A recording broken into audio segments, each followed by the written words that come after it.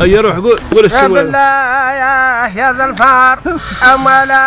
يا اكشن لي في ذا الدار اجيت فيا سلك دخلت في الغار قلت نذبحك ونرميك في النار ناكل منا يا شلطات كبار بدل حرمك العالم وبرك الحمار صحننا ياكلك ضديان قعرت المشكر ما يا ديت حيان بعدني يا ذا الفاير يجعل ربي يهديك نبني لك الفخ والله نجيب لك الرهج يجليك جبت لا يا قط كبير متربي عند المير عايش يا الحمد يسير خلت له في الصرج ما معي يتمرمس ملقاك يدير قطعت لي جلابة 200 وانت مبر في وجهك شين بالصح ما تسلف شي من ساعة ترهطين. هذه الكلمة جابها ابو عزة عبد الله بن حمد